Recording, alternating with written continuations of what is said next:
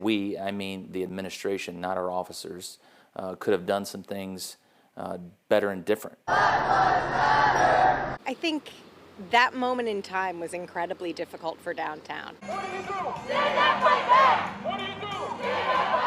I think there was a loss of trust at one point, and then I think we gained some trust, and now I think we're losing it again. It's been 5 years since we saw our country look like the 60s, with protests, fires, and a lot of anger. The flashpoint, the death of George Floyd. These are some of the images from that moment. Killed by police outside a convenience store in Minneapolis over a counterfeit bill.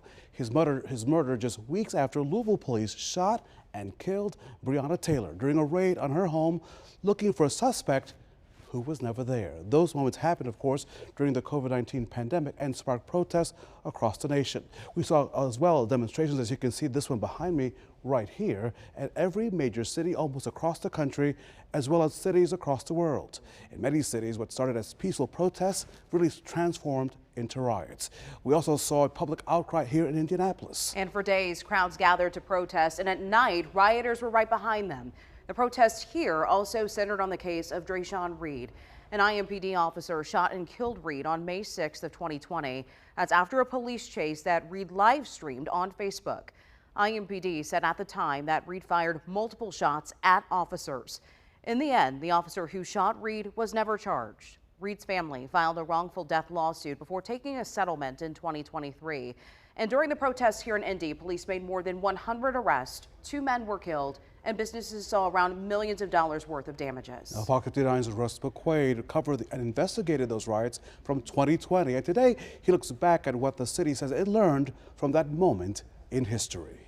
It's been half a decade, if you can believe it, since looters and rioters took over the streets of downtown Indianapolis, and IMPD was charged with keeping order. Indianapolis had never seen anything like that weekend. The sound of this Saturday morning downtown Indianapolis is tinkling glass. This is my city. This is where I grew up, and it was heartbreaking, especially when I went and drove through downtown Indianapolis on Saturday mornings. What current IMPD Chief Chris Bailey and the rest of us saw that first morning after the first night of rioting was a ruined downtown. I think that moment in time was incredibly difficult for downtown. It was a difficult time for everyone. Black Lives Matter! Difficult for everybody. The cops, the protesters, and the people trying to make a living downtown. I wasn't surprised necessarily. I think it was like a powder keg. It was something that was boiling over to the degree where people finally had enough. It's important to note no IMPD officers were found liable for wrongdoing, either for a fatal officer-involved shooting from a couple weeks before or the way they made arrests during the days of rage.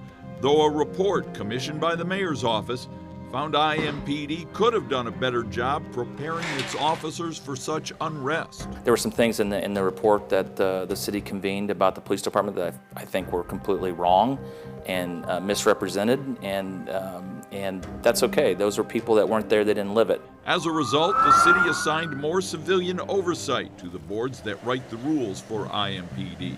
The outcomes to me were not the outcomes that I was looking for. I was looking for change in legislation, change in the rules, a lot of things with, police reform. Rocked by twin knockout punches of the COVID pandemic and the riots, downtown Indianapolis has rebooted and rebounded stronger with new construction, multi-million-dollar big events.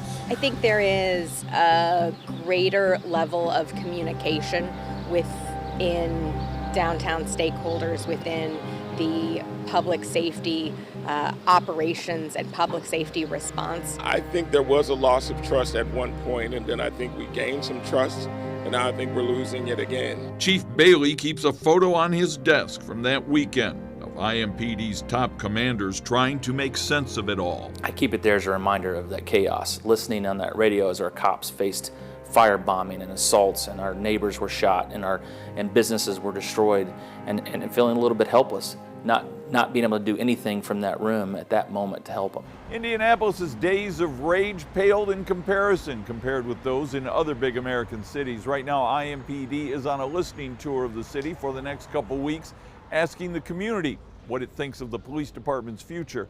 For those dates and locations, go to our website. In downtown, Russ McQuaid, Fox 59 News.